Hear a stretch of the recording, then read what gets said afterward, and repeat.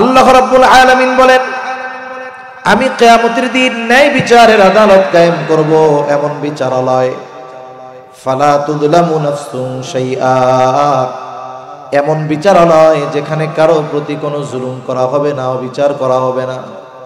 কিন্তু আমরা দেখি আমাদের দেশের বিচারালয় বলেন, আন্তর্জাতিক বিচারালয় বলেন, পৃথিবীর সব দেশের বিচারালয়ের মধ্যে পরিপূর্ণ ন্যায় বিচার পাওয়া যায় না। কিন্তু আল্লাহ তাআলা বলেন, ফালা তুযলামু নাফসুন শাইআ, ওই বিচারালয়ে কারো প্রতি সামান্য জুলুম করা হবে না, অবিচার করা হবে না। আল্লাহ তাআলা বলেন, ওয়া ইন কানা মিসকালা হাববাতিন মিন খারদালিন আতাইনা বিহা, কেউ যদি সরিষা দানা পরিমাণ কোনো আমল করে, ওই আমল সহকারে আমল করনেওয়ালা কেউ হাজির করা হবে। শুধু হাজির করা হবে তা নয়, আল্লাহ তাআলা বলেন হিসাবও নেওয়া হবে। এত মানুষের হিসাব আল্লাহ তাআলা কেমনে নেবেন? অনেক কথার সংক্ষিপ্ত জবাব আল্লাহ তাআলা বলেন, কাফা বিনা হাসিবিন, হিসাব নেওয়ার জন্য আমি যথেষ্ট। ওয়াযাক্কির ফাইন্নায যিকরা তানফাউল মুমিনিন। আল্লাহ রাব্বুল আলামিন বলেন, আপনি বারবার উপদেশ দেন, ওয়াজ করেন, নসিহত করেন। কেন ওয়াজ করবেন, কেন নসিহত করবেন, কেন উপদেশ দিবেন? আল্লাহ তাআলা বলেন, ফাইন্নায যিকরা তানফাউল মুমিনিন, কারণ ওয়াজ, নসিহত, উপদেশ এটা হলো মুমিনদের জন্য উপকারী।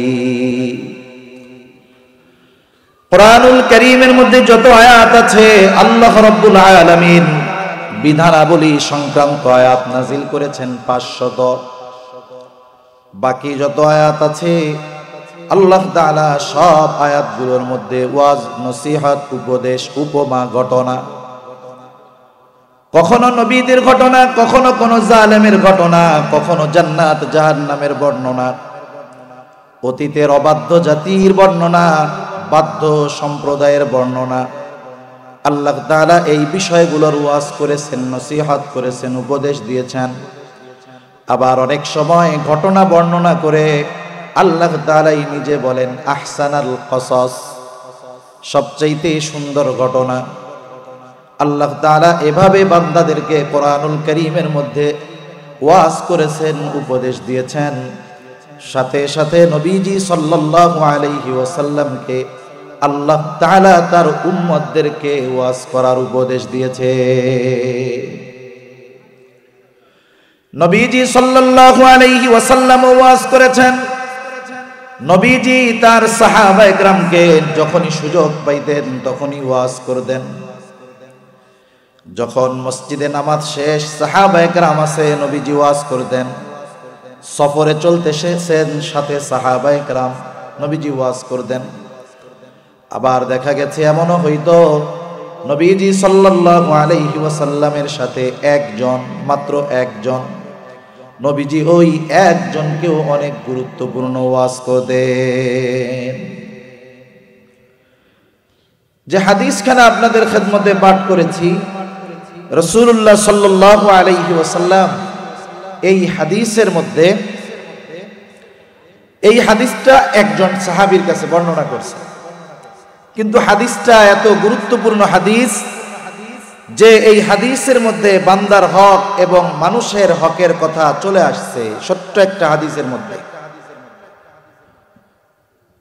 রাসূলুল্লাহ সাল্লাল্লাহু আলাইহি ওয়াসাল্লামের সাথে হযরত আবু যর রাদিয়াল্লাহু তাআলা আনহু ছিলেন। আবু যর রাদিয়াল্লাহু তাআলা আনহু থেকে বর্ণিত হাদিস। গরম পানি হলে ভালো, ঠান্ডা হয়ে গেছে।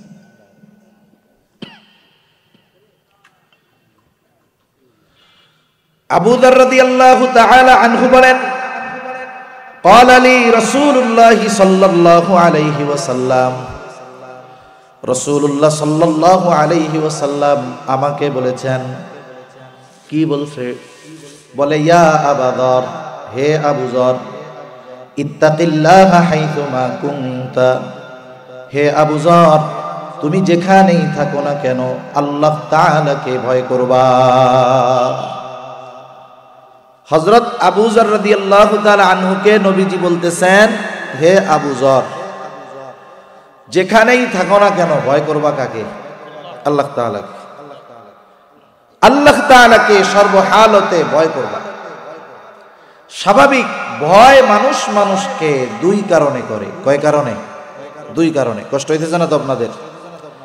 আমি হল অসুস্থ। বাস্তবতা কি, যদি না আসতাম আয়োজক বকা খাইতো, আমিও কিছু বকা খাইতাম। যখন 3টা বাজে তখনও আমার জ্বরে আমি বেহুশের মতো, গাড়ির মধ্যে এসে পুরো বেহুশের মতো শুয়ে আছি, খুব কষ্ট হইতেছে। এরপরেও শুধুমাত্র ওয়াদা রক্ষার্থে আসা। আবার মাইগলা ভাই, তুমি কিন্তু কষ্ট পাও না, ঠিক আছে না? কষ্ট পাও না। জিনিস সুন্দর আছে, সেটিং ফিটিং আর একটু শিখলে ঠিক হয়ে যাবে ইনশাআল্লাহ। আল্লাহ ভাইয়ের ব্যবসায় বরকত দিক, সকলে বলি আমিন। তাহলে আল্লাহ রাব্বুল আলামিন কোরআনুল কারীমে তাকে ভয় করার কথা বলছে। আবার নবীজি সাল্লাল্লাহু আলাইহি ওয়াসাল্লাম তাকওয়ার কথা সব সময় বলতেন। নবীজির এমন কোনো খুতবা নাই, এমন কোনো ওয়াজ নাই যেই ওয়াজের শুরুতে নবীজি সাল্লাল্লাহু আলাইহি ওয়াসাল্লাম সাহাবায়ে কেরামকে তাকওয়ার কথা না বলতেন, এমন কোনো খুতবা ওয়াজ নবীজির নাই। আবু যর রাদিয়াল্লাহু তাআলা আনহুকে নবীজি স্পেশাল ভাবে বলতেছে, হে আবু যর, তুমি যেখানেই থাকো না কেন আল্লাহ তাআলাকে ভয় করবা। ভয় মানুষকে মানুষ দুই কারণে করে। কয় কারণে? এক কারণ হলো লোকটা যদি সবচাইতে খারাপ হয়, মন্দ হয়, সন্ত্রাসী হয়, ডাকাতি হয়, তাকে মানুষ ভয় করে। 2 নাম্বার কারণ, খারাপির কারণে ভয় করে না, বরং সম্মানিত ব্যক্তি হওয়ার কারণে ভয় করে। মনে করেন একজন উচ্ছৃঙ্খল ছেলে এলাকার সবচাইতে বড় আলেমের সামনে উচ্ছৃঙ্খলতা করবে না। সিগারেট হাতে থাকলে সে ফালায়া দিবে। আর একজন বলে, ফালায়া দাও কেন? বলে, ওই তো বড় হুজুর আসতেছে। বড় হুজুর যদিও খারাপ মানুষ না, ভালো মানুষ, কিন্তু তার আজমত, তার সম্মান, তার মর্যাদার দিকে খেয়াল করে মানুষ তাকে ভয় করে। তাহলে প্রথম শ্রেণীর ভয় যেটা, এর মধ্যে থাকে মানুষের প্রতি খারাপ ধারণা, এর মধ্যে থাকে ঘৃণা। আর দ্বিতীয় শ্রেণীর ভয় যেটা, এর মধ্যে থাকে মহব্বত, আজমত, এর মধ্যে থাকে সম্মান। তাহলে আল্লাহ তাআলাকে বান্দা যে ভয় করবে, এই ভয়টা কোন কারণে করবে? বলে আল্লাহ তাআলার আজমত, আল্লাহ তাআলার শান, মান, মর্যাদা, এই দিকে খেয়াল করে বান্দা আল্লাহ তাআলাকে ভয় করবে। যেমন একজন বুজুর্গ বড় আলেমকে দেখা সে পাপ করতে ভয় পায়। কেন? বলে মুহাব্বত করার কারণে, তার আজমত, তার সম্মানের কারণে। অনুরূপ ভাবে আল্লাহ তাআলাকে ওই ধরনের ভয় করবে যে তার আজমতের দিকে খেয়াল রাখা, আল্লাহ তাআলা যেই বিষয়গুলো নিষেধ করেছেন সেগুলো থেকে সে বেঁচে থাকবে। এজন্য তাকওয়ার একটা অর্থ ভয়, আর একটা অর্থ বিরত থাকা, বেঁচে থাকা। 2টা অর্থকে যদি একসাথে সমন্বয় করা হয় তাহলে কি বলে? আল্লাহ তাআলার আজমত, শান, মান, কুদরত, আল্লাহ তাআলার দয়া, সব কিছুর দিকে খেয়াল রেখে তাকে মুহাব্বত করে ভালোবেসে তার নিষিদ্ধ বিষয়গুলো থেকে নিজেকে বাঁচিয়ে রাখা। যে রাখে বলে সেই ব্যক্তি হলো মুত্তাকি। সুবহানাল্লাহ। এখন একজন মুরব্বী, তাকে দেখে আমরা পাপ করি না কেন? বলে উনি সম্মানিত মানুষ, পাপ করতে যদি দেখা ফেলে তাহলে তো সমস্যা। আলহামদুলিল্লাহ, জাযাকাল্লাহ, ঠিক আছে। উনি যদি পাপ করতে দেখে এটা লজ্জা লাগবে, এই জন্য সে দেখে ফেলবে, এই লজ্জায় আমরা ওনার সম্মানের দিকে খেয়াল করে দেখে ফেলবে, এই ভয়ে, এই লজ্জায় আমরা গুনাহ করি না। অথচ লজ্জা করার ক্ষেত্রে সবচাইতে বেশি লজ্জা করা দরকার কাকে? জোরে বলেন না, কাকে? আল্লাহ তাআলাকে। আল্লাহ রাব্বুল আলামিনকে সবচাইতে বেশি লজ্জা করার দরকার। কারণ দুনিয়ার মানুষ আমাকে আপনাকে দেখবে, আত্মীয় স্বজন দেখবে, বন্ধু বান্ধব দেখবে, মা বাবা দেখবে, ভাই দেখবে। তাদের দেখার কিছু নির্দিষ্ট এরিয়া আছে। তারা সামনে দেখবে তো পেছনে দেখবে না, আলোতে দেখবে তো আধারে দেখবে না, কাছে দেখবে তো দূরে দেখবে না, সামনে দেখলে তো ডানেও দেখবে না, বামেও দেখবে না। কিন্তু আল্লাহ তাআলা বলেন, তো পৃথিবীর এমন কোন জায়গা আছে নাকি যেই জায়গায় গিয়ে যদি আমরা পাপাচার অনাচারে লিপ্ত হই, ওই জায়গায় গিয়ে পাপ করলে, গুনাহ করলে আল্লাহ তাআলা দেখবে না? এমন কোন জায়গা এই সৃষ্টি জগতের কোথাও কি আছে? আল্লাহ রাব্বুল আলামিন সব জায়গায় দেখেন, সব কিছুর খবর আল্লাহ তাআলা রাখেন। আল্লাহ তাআলা শুধুমাত্র আমাদের অঙ্গের বাহিরের বিষয়গুলো দেখেন এমনটা নয়, অন্তরের ভিতরে কি আছে আল্লাহ তাও দেখে। আল্লাহ তাআলা বলেন, ওয়ালাকাদ খালাকানাল ইনসানা ওয়া না'লামু মা তুওয়াসওয়িসু বিহি নাফসুহু ওয়া নাহনু আকরাবু ইলাইহি মিন হাবলিল ওয়ারিদ। আল্লাহ রাব্বুল আলামিন বলেন, আমি মানুষ সৃষ্টি করেছি। ওয়ালাকাদ খালাকানাল ইনসান ওয়া না'লামু মা তুওয়াসওয়িসু বিহি নাফসুহু, আমি জানি কোন জিনিস তার অন্তরের মধ্যে ওয়াসওয়াসা দেয়। ওয়াসওয়াসার উৎপত্তি স্থল হলো অন্তর। পৃথিবীতে অনেক আধুনিক মেশিনারি আবিষ্কৃত হয়ে গেছে, চিকিৎসা বিজ্ঞান এত উন্নতি সাধন করেছে, কোনো ব্যক্তি যদি অসুস্থ হওয়ার আগে তার শারীরিক গুরুত্বপূর্ণ অর্গানগুলোর অবস্থা জানতে চায়। স্বাভাবিকভাবে মানুষ জটিল জটিল যেই সমস্ত রোগ আক্রান্ত হয়, এর মধ্যে বলে হার্টের সমস্যা, আর একটা কি বলে কিডনির সমস্যা, আর একটা কি বলে ব্রেনের সমস্যা। এখন উনি চিন্তা করলেন, আমি তো এখনো অসুস্থ হই নাই, তবে এইগুলার অবস্থা কি একটু জানার দরকার। বলে ওনাকে মেশিনের মধ্যে ঢুকায় দেওয়া হবে, আর রিপোর্ট বের হয়ে আসবে যে আপনার কিডনি 75% ভালো আছে, ব্রেন 85% ভালো আছে, হার্ট 70% ভালো আছে। তার মানে প্রযুক্তিকে ব্যবহার করে একটা অর্গান পরিপূর্ণ অসুস্থ হওয়ার আগে তার খবরটা জেনে আবার সেটার চিকিৎসা ব্যবস্থাও করা যায়। চিকিৎসা বিজ্ঞান এর চাইতে আরো উন্নত এখন।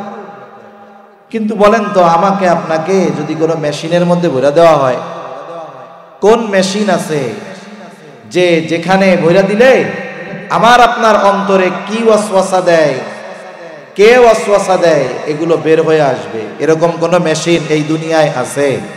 এই দুনিয়ায় নাই।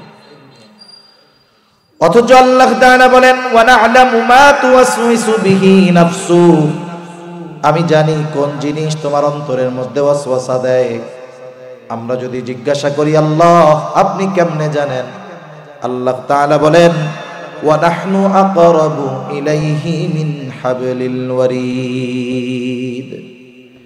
এটা জানার কারণ হলো, আমি তোমার শাহরগের চাইতেও অধিক নিকটে। সুবহানাল্লাহ, শাহরগের চাইতেও অধিক নিকটে। এর দ্বারা আল্লাহ তাআলা মূলত বোঝাতে চান যে আমি আমার যত কাছে তার চাইতে বেশি কাছে কে? জোরে বলেন না, কে? আমরা আমাদের যত কাছে তার চাইতে বেশি কাছে কে? আল্লাহ। এজন্য আল্লাহ তাআলা শুধুমাত্র বাহিরের বিষয়গুলো দেখেন না, অন্তরের বিষয়গুলোও দেখেন। এজন্য আল্লাহ তাআলা কোরআনুল কারীমের মধ্যে বলেন, ইয়ালামু খাইনাতাল আ'য়ুনি ওয়া মা তুখফিস সুদূর।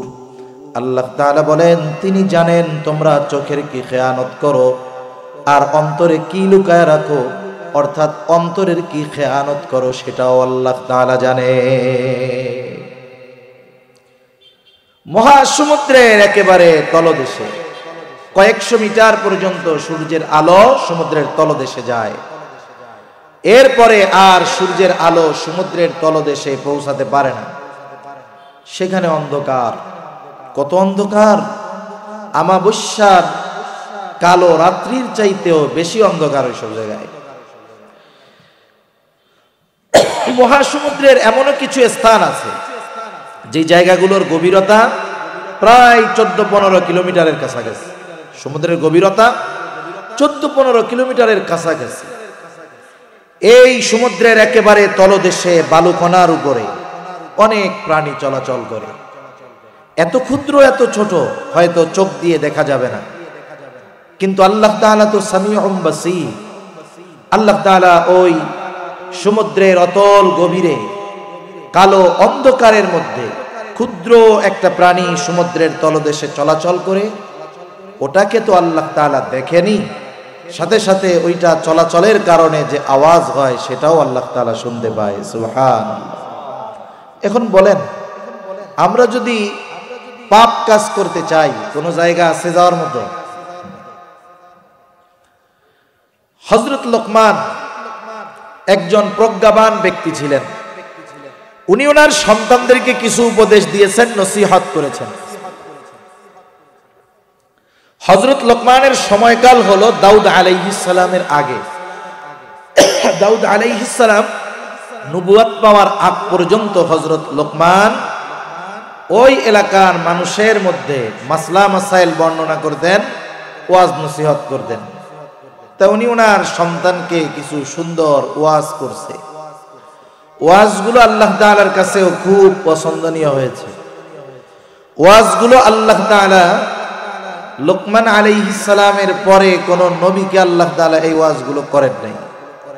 দাউদ আলাইহিস সালামকেও করেন নাই, সুলাইমান আলাইহিস সালামকেও করেন নাই, মুসা আলাইহিস সালামের উপরে তাওরাত নাজিল হয়েছে, ওইখানেও করেন নাই।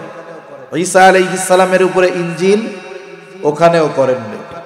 আল্লাহ তাআলা উম্মতে মুহাম্মাদির জন্য লোকমান আলাইহিস সালামের সন্তানকে করা নসিহতগুলোকে সংরক্ষণ করেছেন এবং এই উম্মতের শিক্ষার জন্য, সন্তান গড়ার জন্য কোরআনুল কারীমে হযরত লোকমানের উপদেশগুলোকে আল্লাহ তাআলা নাজিল করেছেন। সুবহানাল্লাহ। এর মধ্যে একটা উপদেশ হযরত লোকমান তার সন্তানকে করতেছে, ইয়া বুনাইয়া ইন্নাহা ইন তাকু মিসকালা হাববাতিন মিন খারদাল ফাতাকুন ফি সখরাতিন আও ফিস সামাওয়াতি আও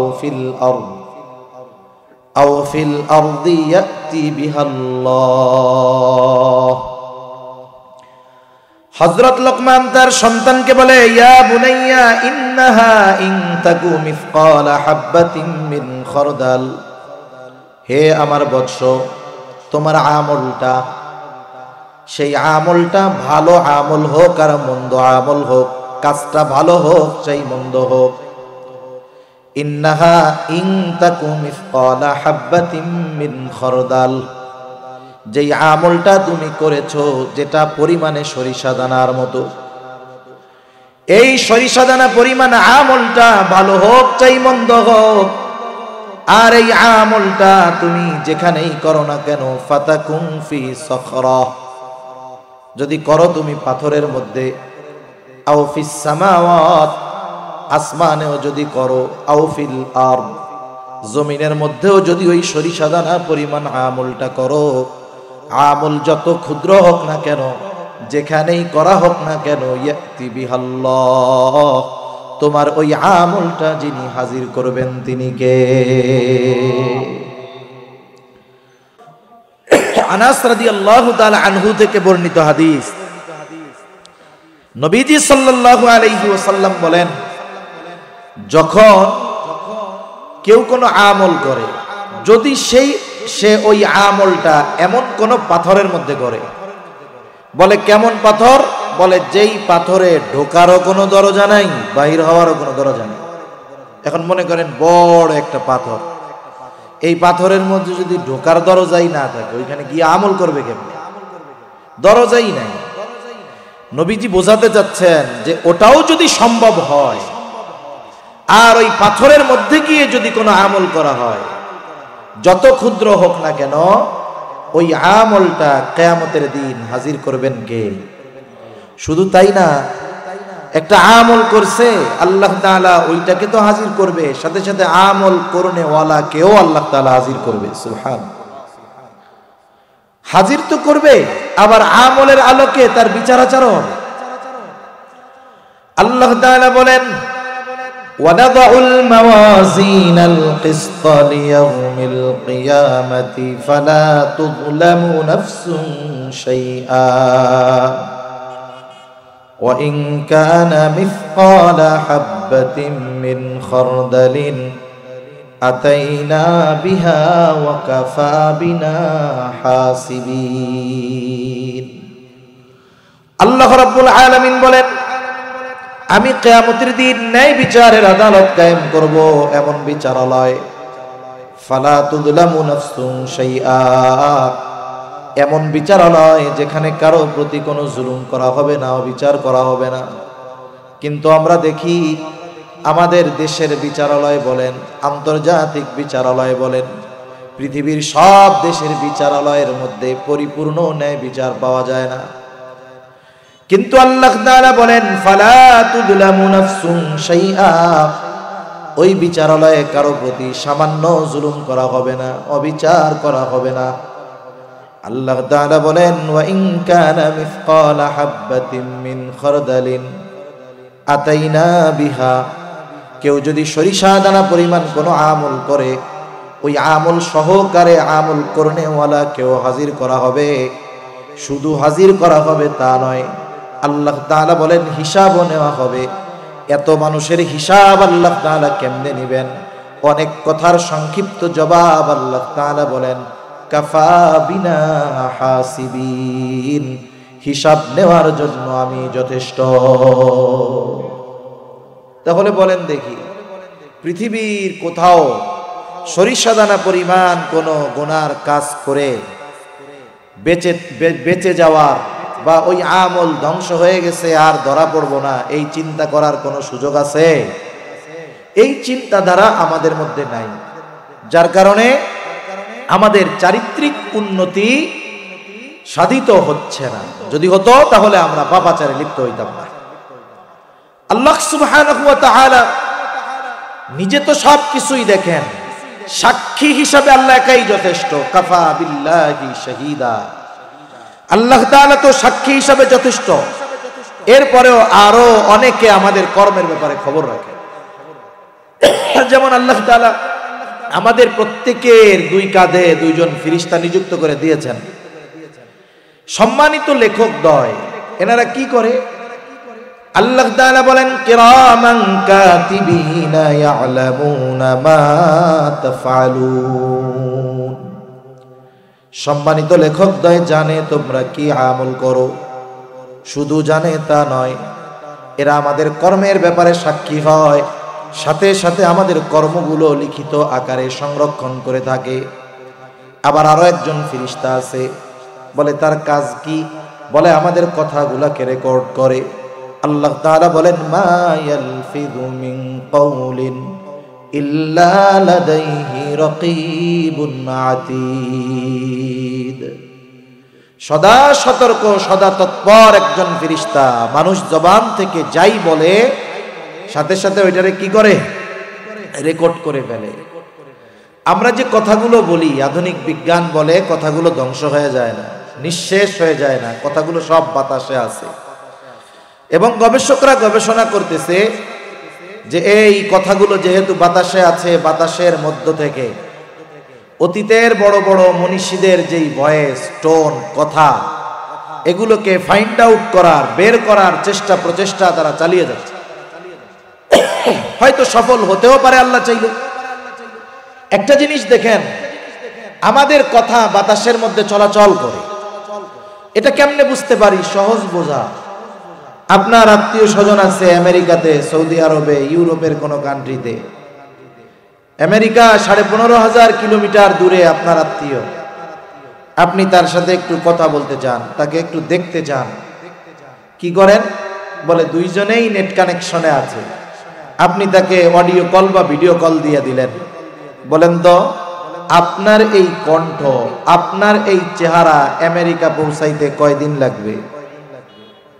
1 সেকেন্ড পৌঁছায় গেছে। বলেন তো, আপনি যেই টোনে কথা বলেছেন ওই আওয়াজটাই কি ওইখানে গেছে না অন্য কারো গেছে? হুবহু ওই আওয়াজটাই গিয়েছে, তার নাই কিচ্ছু নাই, অনেক সময় লাগে নাই। নেটওয়ার্কিং সিস্টেম বাতাসকে ব্যবহার করে সেকেন্ডের ভিতরে 15,000 কিলোমিটার দূরে হুবহু আমার আপনার কথা, ছবি একজনের থেকে আরেকজনের কাছে পৌঁছে দেওয়ার এই বুদ্ধি, জ্ঞান মানুষকে যিনি দান করেছেন তিনি কে? আরো জোরে বলেন না কে? আচ্ছা, অনেকে আছে যারা নেটে অনেক কাজ করে, ইন্টারনেটের ভালো মন্দ দুই দিকই আছে। অনেকে এর মাধ্যমে বিশ্বকে জানে, অনেকের কাজই থাকে এটা কেন্দ্রিক। এখন কোন মানুষের যদি কোনো তথ্যের প্রয়োজন হয়, এই পৃথিবীর যেই ভাষার মানুষ সে হোক না কেন, মনে করেন আমাদের দেশে সাধারণত বাংলাই আমরা লিখি, কিন্তু পার্শ্ববর্তী দেশ, তাদের দেশে অনেকগুলো ভাষা প্রচলিত আছে। এখন যত ভাষাভাষী মানুষ থাকুক না কেন, সে যদি চায় যে কোনো বিষয়ের তথ্য তাকে ইন্টারনেট থেকে নিতে হবে, গুগল থেকে নিতে হবে, তাহলে সে কি করে? গুগলের মধ্যে ঢুকে যেই জিনিসটা সে চায় ওই জিনিসটার একটা শব্দ লেখার জন্য সে প্রস্তুতি নেয়। শব্দটা পরিপূর্ণ লেখার আগে একটা দুইটা অক্ষর যখন লেখে, নেট কানেকশন বা নেট স্পিড যদি ভালো হয়, একের পর এক নিচে তাকে ডিরেকশন দেওয়া হয় যে তুমি কি এটা চাও, এটা চাও। আপনি ওইখান থেকে যেটা চাচ্ছেন ওটাতে ক্লিক করলেন, একটা তথ্য বা লেখা। বলেন তো গুগলে কি 1 কোটি তথ্য আছে? কথা বুঝেন নাই মনে হয়। হাজার কোটি কোটি কোটি কোটি তথ্য আছে, বিলিয়ন মিলিয়ন ট্রিলিয়ন ট্রিলিয়ন তথ্য আছে। আপনি আমি যখন একটা তথ্য বের করার জন্য ক্লিক করি, আধা ঘন্টাও লাগে না। নেট স্পিড ভালো হলে 1 মিনিটের মধ্যে বিশাল তথ্য আমার আপনার সামনে হাজির হয়ে যায়, ঠিক কিনা বলে? আপনি জানতে চেয়েছেন মাছ নিয়ে, আপনি জানতে চেয়েছেন দোয়েল পাখি নিয়ে, যা জানতে চান তাই চলে আসবে। এই যে অগণিত তথ্য ভান্ডারের মধ্য থেকে আপনার চাহিদা মোতাবেক নির্দিষ্ট তথ্য আপনার কাছে পৌঁছে দেওয়ার ব্যবস্থা, মুহূর্তের ভিতরে চলে আসার ব্যবস্থা যেই ইঞ্জিনিয়াররা করেছেন, এই ইঞ্জিনিয়ারদের এই বুদ্ধি যিনি দিয়েছেন তিনি কে? আরো জোরে বলেন না কে?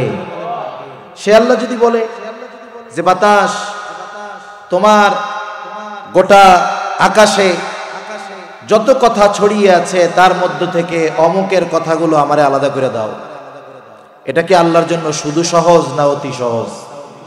অতি অতি সহজ। এজন্য আল্লাহ রাব্বুল আলামিন আমাকে আপনাকে দেখেন সাথে সাথে কর্মগুলো সংরক্ষণের ব্যবস্থা করেছেন, কথাগুলোও সংরক্ষণের ব্যবস্থা করেছেন। আপনাদের কাছে খবর যদি আসে বিশ্বস্ত সূত্রে যে কাপাসিয়া থানা থেকে এই খবরটা পাওয়া গেল, তোমাকে কিন্তু গোয়েন্দা নজরদারিতে রাখা হয়েছে। খবর যদি বিশ্বস্ত সূত্রে আসে কি করবে? বলে জীবনের গতিপথ পাল্টায় ফেলবে। ফোনে কোনো কথা উল্টাপাল্টা বলবে না, কোনো আড্ডার মধ্যে গিয়া বসবে না যে কোন সময় ধরা পড়ে যায় আর আমাকে কোন মুসিবতে ফালায় দেওয়া হয়, আমাকে যদি দেখে ফেলে তাহলে কোন বিপদে পড়ে যাই। চিন্তা করেন সামান্য গোয়েন্দা নজরদারিতে আমাদের কত ভয়, কত ভীতি, যার কারণে লাইফ স্টাইল চেঞ্জ হয়ে যায়। কিন্তু আল্লাহ তাআলা সব সময় দেখে, এই 3 ফেরেশতা আমার আপনার সাথে সব সময় থাকে, অথচ এদের দেখা, এদের লেখা আল্লাহর দেখাকে আমি আপনি ভয় পাই না। এটা আমাদের জন্য বড় দুঃখের বিষয়, বড় কষ্টের বিষয়। এজন্য আমাকে আপনাকে যদি বাস্তবে ভালো মানুষে পরিণত হতে হয় তাহলে অবশ্যই আমাকে আপনাকে এই চিন্তা রাখতে হবে, আমার সব কিছু সর্বমুহূর্তে নজরদারিতে রাখার ব্যবস্থা করে রেখেছেন আল্লাহ। এই চিন্তা আমাদের মধ্যে থাকতে হবে। এটা বিহীন একটা মানুষ পাপাচার অনাচার থেকে বেঁচে থাকতে পারে না। এটা বিহীন একটা মানুষ তার নিজের মধ্যে পরিবর্তন আনতে পারে না। এজন্য কোরআনুল কারীমে আল্লাহ তাআলা বারবার তাকওয়ার কথা বলেছেন। নবীজি সাল্লাল্লাহু আলাইহি ওয়াসাল্লাম যখন খুতবা শুরু করতেন বারবার তাকওয়ার কথা বলতেন। তার মানে ওই যে আজমত সমৃদ্ধ এই ভয় করে আল্লাহর নিষিদ্ধ বিষয়গুলো থেকে বেঁচে থাকো, এটার নাম হলো তাকওয়া। আর যে তাকওয়া অর্জন করতে পারে তাহলে তার জন্য দুনিয়া আখিরাতের সফলতার দ্বার উন্মোচন করে দেন কে? একটা দুইটা বিষয় করে আমরা জানবো, বেশি বিষয় না। এখন প্রশ্ন হলো, নবীজিও তাকওয়া অর্জন করতে বলেন, আল্লাহ তাআলাও তাকওয়া অর্জন করতে বলেন, তাহলে তাকওয়া অর্জনের প্রসেসটা কি, পদ্ধতিটা কি, কোন পদ্ধতিতে আমরা তাকওয়া অর্জন করতে পারি?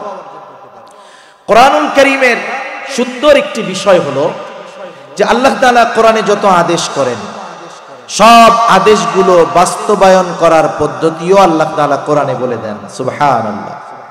পদ্ধতিগুলো দুই ধরনের হয়। একটা হলো একেবারে সুস্পষ্টভাবে আল্লাহ বলে দেন যে এই আদেশটা এভাবে বাস্তবায়ন করবা।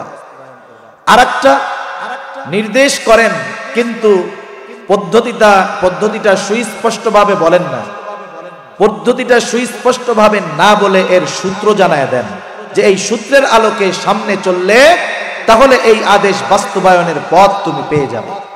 যেমন কোরআনুল কারীমের মধ্যে ঈমানের পরে সবচেয়ে বড় ইবাদত যেটা, সেটার নাম কি বলেন তো? জোরে বলেন না কি? ঈমানের পরে সবচেয়ে বড় ইবাদত নামাজ। নামাজের আদেশ কোরআনুল কারীমের মধ্যে আছে। কিন্তু কেউ কি কথা বলতে পারবেন যে কোরআনে নামাজের আদেশের সাথে সাথে ফজরের 2 রাকাত ফরজ বা সুন্নাত, যোহরের 4 রাকাত সুন্নাত ফরজ, এগুলো সব বিস্তারিতভাবে বর্ণনা করা আছে? আছে নাকি কোরআনে? কিছুই নাই। অল্প কিছু বিষয়ের দিক নির্দেশনা আছে। নামাজের ফজিলতের কথা আছে, নামাজ পড়ো, আল্লাহ বলেন আমি তোমার রিজিক দিয়া দিব, কত ফজিলতের কথা আছে। কিন্তু নামাজের পদ্ধতির কথা আল্লাহ তাআলা বলেন নাই স্পষ্টভাবে। এজন্য নবীজি সাল্লাল্লাহু আলাইহি ওয়াসাল্লাম বলেন, সাল্লু কামা রাআইতুমুনি উসাল্লি। নামাজ পড়তে হবে আল্লাহ তাআলার নির্দেশ। কেমনে পড়বো? নবীজি জানায় দেন, সাল্লু কামা রাআইতুমুনি উসাল্লি। আমাকে যেভাবে নামাজ পড়তে দেখো সেভাবে নামাজ পড়ো। তাহলে নামাজের আদেশ দিয়েছেন আল্লাহ, কিন্তু এই আদেশের প্র্যাকটিক্যাল প্রয়োগ শিখিয়ে দিয়েছেন মুহাম্মাদুর রাসূলুল্লাহ সাল্লাল্লাহু আলাইহি ওয়াসাল্লাম। মনে করেন আরেকটা উদাহরণ দিই, যেমন আল্লাহ তাআলা কোরআনে আদেশ দিয়েছেন ওয়ারকাউ মা'আর রাকিঈন, রুকুকারীদের সাথে রুকু করো। নামাজের যতগুলো ফরজ আছে তার মধ্যে একটি ফরজ হলো রুকু করা। রুকু শব্দের শাব্দিক অর্থের দিকে যদি আপনি তাকাই তাহলে অর্থটা আসবে ঝুঁকা। এখন ঝুঁকার মাত্রা কতটুকু হবে, কতটুকু ঝুঁকতে হবে, কিভাবে দাঁড়াতে হবে, কোরআনুল কারীমে বিস্তারিত আলোচনা নাই। এখন যদি কেউ নবীর হাদিসকে বাদ দিয়ে, নবীর সুন্নাহকে বাদ দিয়ে সে যদি নিজের মতো নামাজের মধ্যে রুকু করার কথা আসছে সোজা হয়ে দাঁড়ায় শুধু মাথাটারে ঝুঁকায়, বলেন তো তার রুকু হবে নাকি? রুকু হবে না।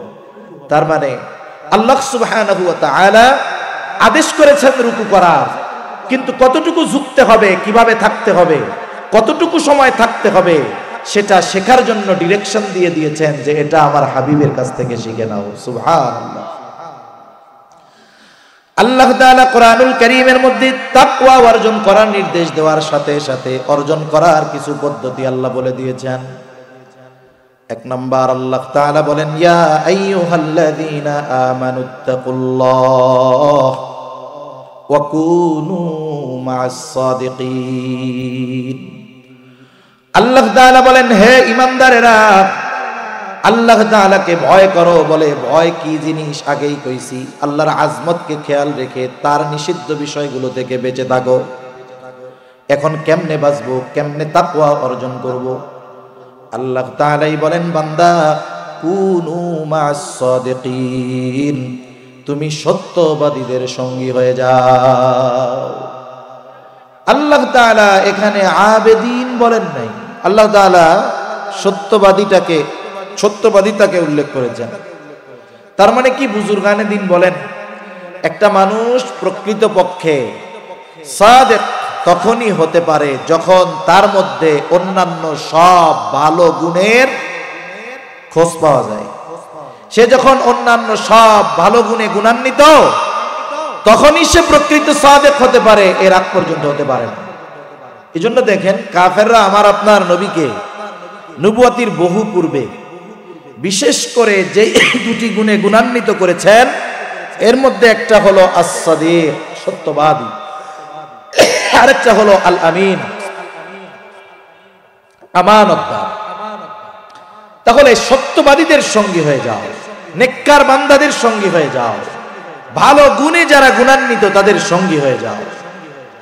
আবার আরেক জায়গায় আল্লাহ তাআলা বলেন, ইয়া আইয়ুহাল্লাযীনা আমানুত্তাকুল্লাহা ওয়াল তানজুর নাফসুম মা কদ্দামাত লিগাদিন ওয়াত্তাকুল্লাহ। আল্লাহ তাআলা এখানে বলেন, হে ঈমানদারেরা, ইয়া আইয়ুহাল্লাযীনা আমানুত্তাকুল্লাহ, হে ঈমানদারেরা তোমরা তাকওয়া অর্জন করো, মুত্তাকি হও। আমরা যদি প্রশ্ন করি আল্লাহ কেমনে মুত্তাকি হব, আল্লাহ তাআলা বলেন ওয়াল তানজুর নাফসুম মা কদ্দামাত লিগাদ, তুমি আগামীর দিকে নজর দাও, তুমি আগামীর জন্য কি প্রেরণ করেছো। এখানে আগামী বলতে আগামী দুই ধরনের হয়, একটা হলো অনিশ্চিত আগামী ভবিষ্যৎ, আর একটা হলো সুনিশ্চিত ভবিষ্যৎ। আগামী মানেই তো ভবিষ্যৎ, সামনে যেটা সেটাই তো সামনের ফিউচার। যেমন মনে করেন একজন চাকরিজীবী চাকরি করে, মাস শেষে 20, 30, 40, 50 হাজার টাকা বেতন পায়, এবং সে চিন্তা করে যে আমি আমার বেতন থেকে প্রতি মাসে 5,000 টাকা করে সেভ করব। এখন এই সেভ কেন করে? বলে চাকরি যখন শেষ হবে তখন যেন বৈশা বৈশা খাইতে পারি, কষ্ট না করা লাগে। সরকারি চাকরি যারা করে যথাযথভাবে যদি দায়িত্ব পালন করে, চাকরি শেষ, 62 বছর বয়স, লোকটা শারীরিকভাবে দুর্বল, 40 বছর 30 বছর সে তার মেধা শক্তি পরিশ্রম সব ব্যয় করছে সরকারের আদেশ মতো, এ লোকটা 62 বছর বয়সে গিয়া নতুন করে আবার কি কাজ ধরবে? এজন্য গভর্নমেন্ট কেমন যেন তারে বলে, তুমি চিন্তা করো না, চাকরি যখন ছাড়বা 1 বস্তা টাকা দিয়া তোমার বাড়ি পাঠাবো, তুমি বইয়া বইয়া খাইবা, তোমার টেনশন নাই।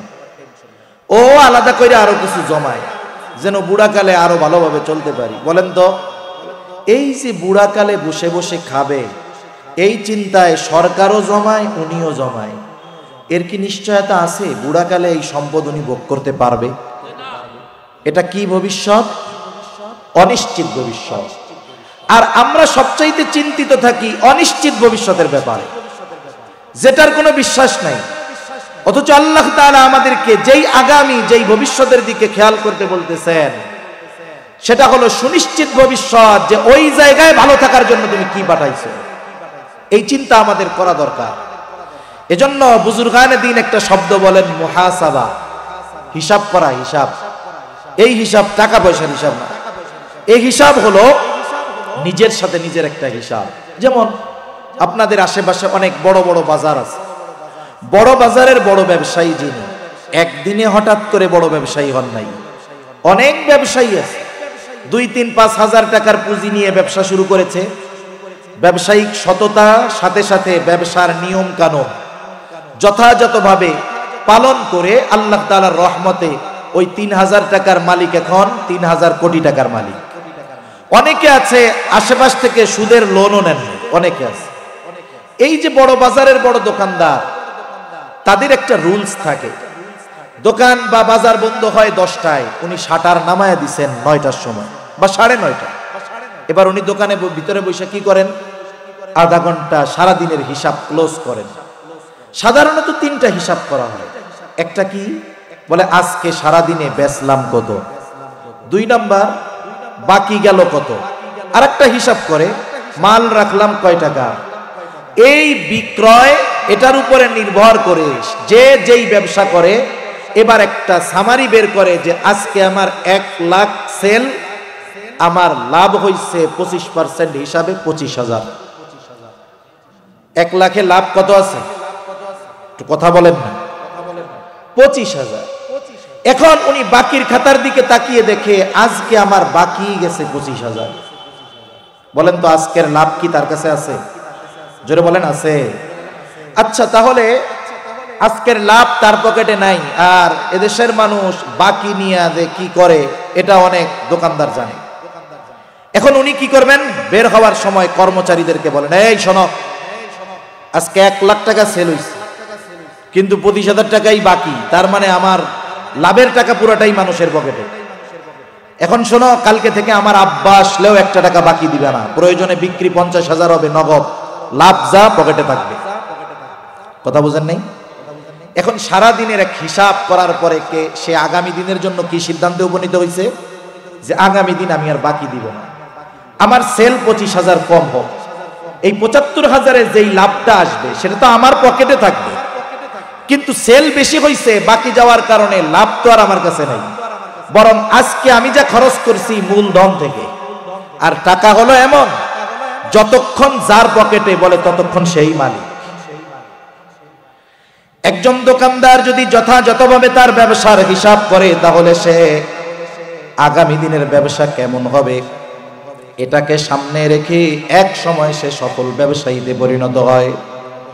জীবনের মুহাসাবাটা যদি এমন হয়ে যায়, রাতে যখন বিছানায় শুভ 10টা মিনিট সময় নেন, মাত্র 10 মিনিট। রাতের বেলা এমন একটা জিনিস, মানুষ যখন বিছানায় শুয়ে যায় ওই সময়টাতে সে তার ব্রেনকে যেই দিকে ডাইভার্ট করবে, ব্রেন ওই ধরনের কাজের দিকেই আগ্রহী হবে। আপনি যদি মোবাইলটা হাতে নিয়ে বিছানায় শুতে যান, শুরু করবেন কারি আব্দুল বাসেতের তিলাওয়াত দিয়া, আর যখন আপনার চোখে ঘুম ঘুম চলে আসবে দেখবেন সিনেমা চলতেছে। কারণ আস্তে আস্তে শয়তান ডাইভার্ট করে অন্যদিকে নিয়ে যাবে।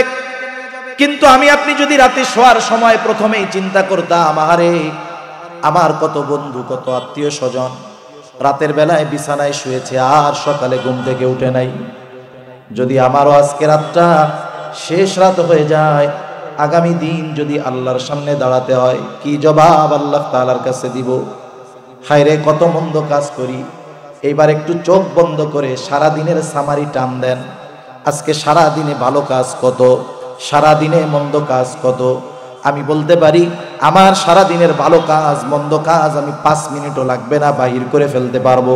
এবার একটু হিসাব নিকাশ করেন, আজকে সারা দিনের ভালো কাজ বেশি নাকি মন্দ কাজ বেশি? যদি ভালো কাজ বেশি হয় তো আলহামদুলিল্লাহ, আর মন্দ কাজ যদি বেশি হয় ওই সময় একটা চিন্তা আমার আপনার ব্রেনের মধ্যে আসবে, না আল্লাহর কাছে ক্ষমা চাই, আগামী দিন থেকে আর মন্দ কাজ করব না। এই যে দৃঢ় প্রত্যয় নিয়ে আল্লাহ তাআলার সাথে কথোপকথন করে, আপনি তো আস্তাগফিরুল্লাহ মুখ দিয়া পড়েন নাই, কিন্তু অন্তর দিয়ে ক্ষমা চাইছেন কার কাছে? আরে ওই রাত্র যদি আপনার আমার জীবনের শেষ রাত হয়ে যায়, আশা করা যায় কিয়ামতের দিন আমার আপনার আমলনামাটা গোনা শূন্য থাকবে। এজন্য মুহাসাবা দরকার, জীবনের হিসাব করা দরকার, ঠিক কিনা বলেন? একটা প্রসিদ্ধ ঘটনা বুজুর্গানে দিন বলেন, হাদিসের মধ্যেও বারবার আসছে, হাদিসের মধ্যে বারবার আসছে, এক জালেম তার নাম হলো কিফিল। নারায়ে তাকবীর, নারায়ে তাকবীর। এই কি আওয়াজ দিলেন? নারায়ে তাকবীর। এখন শুনেন, 1000 ওয়ার্ডের বাতি এই জায়গায় যদি জ্বালান, ক্রিকেট খেলা যাবে না? 10টা লাগাইলে যাবে তো? কিন্তু যদি সূর্যের আলো মাথার উপরে চলে আসে, 1000 না, আপনি যদি 1000 ওয়াটের 500 লাইটও লাগান, সূর্যের আলোর সামনে কিছু আছে? আবার দেখেন, সেই জন্য আমাদের আজকের মাহফিলের মধ্যমণি নক্ষত্র যিনি, আমাদের সকলের হৃদয়ের মানুষ, বড় ভাই মুফতি আরিফ বিন হাবিব হাফিজাহুল্লাহ হযরত স্টেজে চলে আসছে। যেহেতু হাদিসটা বলছিলাম, এই দুই কথাগুলা বইলা আমি আলোচনা শেষ করে দিব। আপনারা এর মধ্যে পরিবেশটা সুন্দর করে বসবেন, সামনের ফাঁকা জায়গাগুলো পূরণ করে বসবেন, দ্রুততার সাথে চলে আসেন, তাড়াতাড়ি চলে আসেন সবাই, সামনের ফাঁকা জায়গাগুলো পূরণ করেন। তাহলে প্রথম কথা হলো যে আমরা সর্বহালতে ভয় করব কাকে? তাকওয়া অর্জনের পদ্ধতি কি? কোরআন থেকে 2টা পদ্ধতি নিলাম। একটা হলো ভালো মানুষের সাথে সম্পর্ক গড়ব সব জায়গায়, এটা কর্মস্থলে হোক, প্রতিষ্ঠানে হোক, শিক্ষা প্রতিষ্ঠানে হোক, সফরে হোক। আমি চিন্তা করব একটা জিনিস, দেখেন মানুষের একটা লেভেল আছে, মনে করেন আমার লেভেল এইখানে, আমি ভালো এতটুকু, আমি যদি আমার চাইতে ভালো মানুষটা যে আরো উঁচু ভালো তার সাথে মিশি, তাহলে আমার লেভেল আপ হবে। আমি যতটুকু ভালো তার চেয়ে যদি খারাপের সাথে মিশি, তাহলে আমার ভালোর লেভেল নিচু হবে। এই উসুল সামনে রেখে আপনি সঙ্গী নির্বাচন করবেন। তাহলে দেখবেন জীবনে অনেক উপকার হবে। 2 নাম্বার যেটা মুহাসাবা, টাকা পয়সার হিসাব খালি করব না, আমার জীবনের হিসাবটাও করব। রাত্রে 5টা মিনিট সময় আমরা আমাদের দৈনন্দিন সারাদিনের কর্মের হিসাব করব তো ইনশাআল্লাহ, জীবনের গতিপথ পাল্টা যাবে ইনশাআল্লাহ। এরপরে নবীজি বলতেছেন ওয়া আতবি'is সাইয়্যাতাল হাসানাতা তামহুহা, মন্দ কাজ যদি হয়ে যায় ভালো কাজ করবা। কেন? বলে ভালো কাজ মন্দ কাজকে মিটায়া দেয়। সুবহানাল্লাহ। এজন্য আমরা মানুষ, মন্দ কাজ হইতে পারে, সাথে সাথে ওই মন্দ কাজটার বিপরীতে ভালো কাজ আছে। অন্ধকারের বিপরীতে আলো আছে, সাদার বিপরীতে কালো আছে, মন্দের বিপরীতে ভালো আছে। আল্লাহ তাআলাও বলেন ইন্নাল হাসানাতি ইউযহিবুনাস সাইয়্যাত। এজন্য মন্দ কাজ হতেই পারে, শয়তান ধোঁকা দিতেই পারে, ইস্তেকামতের উপরে থাকবো না যে মন্দ কাজটা কইরাই যাই, আমরা বরং এর বিপরীতে ভালো কাজ করব, আল্লাহ তাহলে আমাদের মন্দ কাজগুলো মিটায়া দিবে।